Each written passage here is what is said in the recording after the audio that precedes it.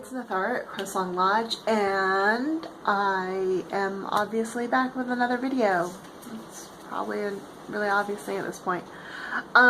So I've had this item on my list for a long time now, and I've been kind of like mulling it over in my head on how I want to address it, and I've been seeing a lot of it lately in my personal life and in my friends' lives, so I thought this was probably a good time to talk about things. And that is how energy exchanges work between people, and then how psychic vampirism works in with all that. Because we have this idea in the New Age community that getting energy from another human being is psychic vampirism. And that's not entirely true. That's just kind of a part of human interaction. It's kind of how the system works. It happens. When you interact with another human, there's an energy exchange going on, and in most cases, it's pretty healthy. And it kind of, the idea works that energy goes where your attention is focused. So if you're listening to someone talk, like you are paying attention to this video right now, then the person you are paying attention to receives that energy that you are giving in the effort it takes to listen. So it's a relatively small amount of energy, but it's kind of a nice boost. And then during the course of a conversation, you take turns talking and listening to each other, and so that energy gets sent back and forth. I get your energy, you get my energy. We exchange it, we get all up in each other's energies. It's really nice and wonderful, and we kind of bond that way. It builds the strength of the bonds between us as human beings, and it's a healthy thing to do, and it's a perfectly normal part of life. And when people talk about cutting cords, this energy exchange is what they're talking about, cutting off that back and forth flow of energy. So that's all well and fine, but sometimes you have people who do things specifically to monopolize attention and then not exchange that energy back with you, and that's when you get into an unhealthy balance in a relationship, or more extreme cases of psychic vampirism. And so this is a lot of times what you see: people who are really dramatic, people who expect obedience right away, who expect you to listen to them but refuse to listen to you, or people who give poor me stories where they want you to, they're going to complain about problems all the time and then never take on any advice or solutions. They just want to complain and tell you how everything is completely impossible all the time, or promise that they're going to do something about it and then never actually follow through on it, and then have the exact same complaint the next day. And then after a while, you find that you're listening to the same complaint for half an hour, and then an hour, and then 2 hours, and 3 hours, and you realize you've been having this exact same conversation every day for the last 5 weeks. That is an unhealthy energy cycle that we sometimes call psychic vampirism.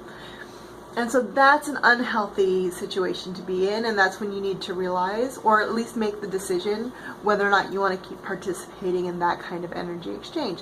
And sometimes it's something you decide to do, and sometimes it's something that you don't, but you want to be the one to make that decision. You don't want it to be an unwilling thing. And so the poor me thing is a really common thing that people do. The other thing that people do is they'll get really angry about everything and then need everyone to jump to fix it. It's kind of like the poor me thing, except it comes from an angry place, and it operates on everyone around them being scared of them being angry instead. And so having that constant awareness of that person's mood feeds them the energy that they're craving. And so that's another energy dynamic you need to be aware of. And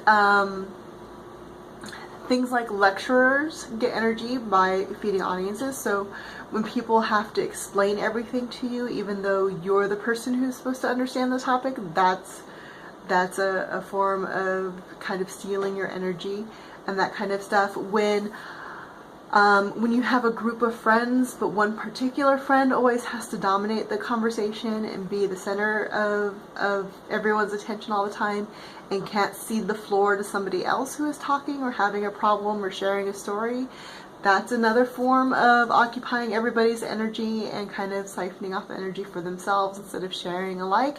So those are all kind of different energy dynamics that people have and kind of unhealthy ways that they go about trying to get that energy from other people.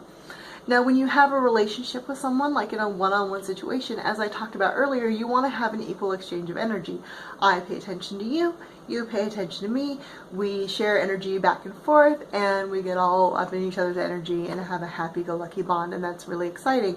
And that's really your ideal. Those are the kind of relationships you really want to value, where you're taking care of each other. And sometimes one person's going to give more energy to the other person, and other times the other person's going to give more energy to them. You kind of pick up for each other's slack, and that's a really healthy dynamic that you want to work on. Now, other human beings are not our only energy source, though. We also have sleep and food and creative pursuits as well. So you should be getting energy from those 4 different sources. If you're relying entirely on attention from other humans, that's pretty unhealthy. You should also be eating right, sleeping right, and feeding your soul, spirit, creativity, whatever makes you really, really happy that way. If it's watching My Little Ponies, it totally counts, okay?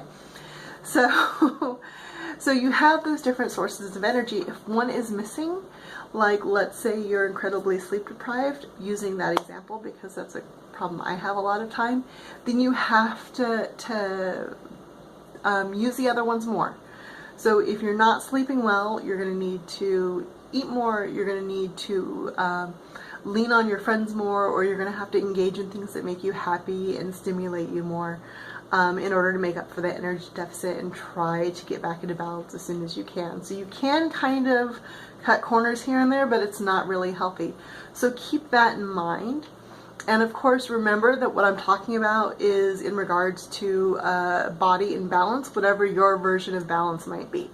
So for some people, that food category is going to be different for each person depending on their needs of their body and their health status and all that stuff. So, you know, don't be dumb, use your discretion and all that stuff. I'm just a person on YouTube.